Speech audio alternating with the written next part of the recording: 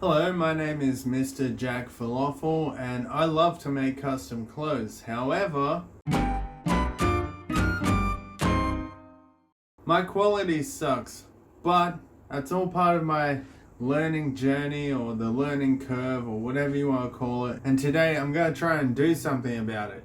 So if you've seen my last few videos or some of my last artwork and the clothes that I've made, you might be a little bit disappointed with what I'm about to show you. So if you're not into seeing some disturbing or disappointing images, please look away now.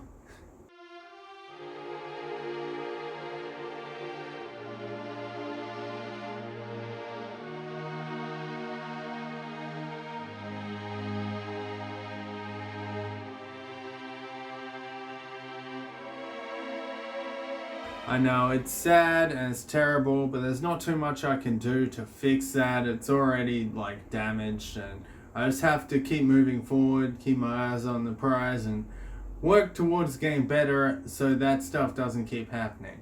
So that's where this stuff comes in. This is Golden Gac 900 formula.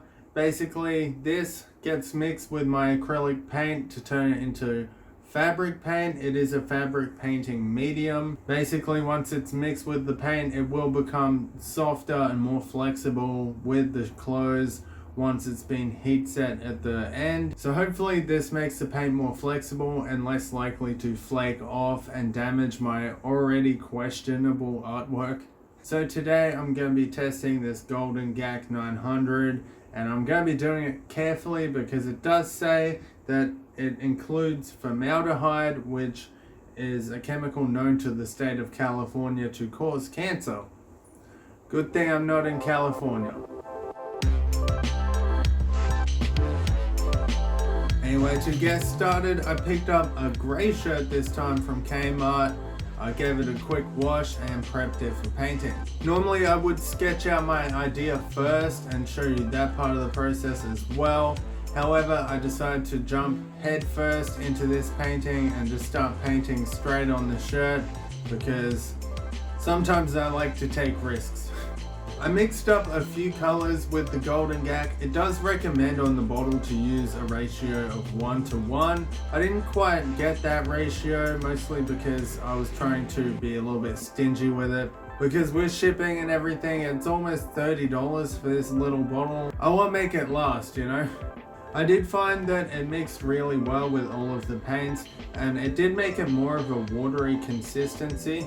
I feel like the paint went onto the fabric really well and it spread very easily, but because of the watery consistency, it did take almost 2 to 3 times as long for the paint to dry. Normally it'll take about 15 minutes for acrylic paint to dry, and then you can paint over it and do a few layers like that, but it did take a bit longer this way. I decided to paint some larger areas as well as some smaller, more detailed areas because I want to test to see if there was a difference at the end with the wear and tear, if maybe larger areas flaked off more than smaller detailed areas. So stick around to see the results of that little test near the end of the video. At this point, you can probably tell what I had for lunch. Yes, it was McDonald's. No, I'm not sponsored by Macca's. Yes, Macca's, please sponsor me. Mwah. I created my own Mr. Jack Falafel logo based off of the original McDonald's logo design, and then I added a few elements to really make it my own. So the drying times of the paint did actually affect how the results came out. I was getting some unwanted wet on wet color mixing, and I feel like it could be really good for something like a landscape picture or some more abstract artwork, but I wasn't too happy about it for this piece, so I did have to practice my patience a bit more and just wait it out and then go over with some more layers to fix the color mixing. It was looking a little bit empty up in the top corner, so I designed a little chip packet to go up there. It's just a little red packet with some yellow chips sticking out the top. I also added my own signature to look like a brand logo on the packaging, and it's just a quick little design, but I'm very happy with how it made the overall picture look. So I finished off the back of the shirt by doing some outline work just with some black paint. And then I moved on to the front of the shirt. To the front of the shirt, the front of the shirt, the front of the shirt, the front of the shirt. I wanted to keep it fairly simple at the front of the shirt, so I came up with like 2 quick little designs for either side of the collarbone area. I didn't want to make them too big, I just wanted something to sort of catch the eyes at the front, and then if you saw the back of the shirt you'd be like, whoa, afterwards.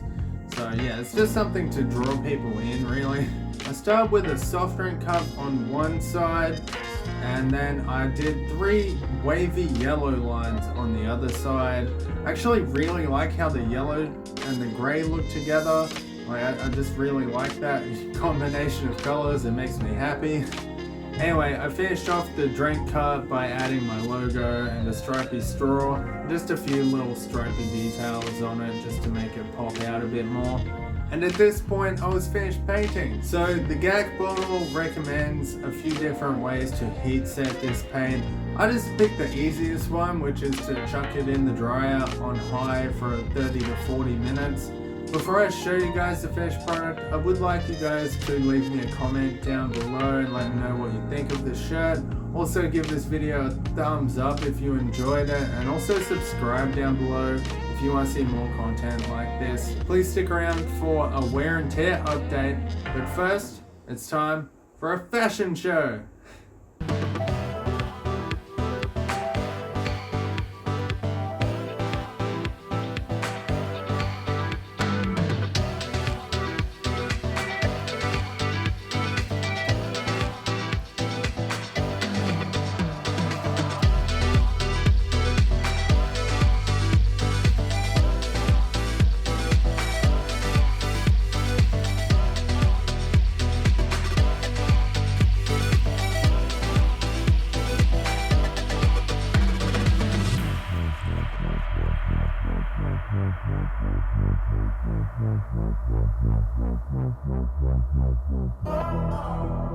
So I'm really happy with how this shirt turned out. Once it was heat set, the paint actually felt super soft and I didn't see any cracking or discoloration at all to begin with. I have worn it a couple of times and it's gone through the wash probably 2 or 3 times at this point, getting just washed with the other clothes and then going through the normal dryer cycle like the rest of my clothes. And it does have a little bit of cracking in some of the smaller, more detailed areas, like especially around areas like the stripy straw. Some of that's cracking a little bit, but I did find that the larger areas like the red area underneath doesn't seem to have too much cracking at all.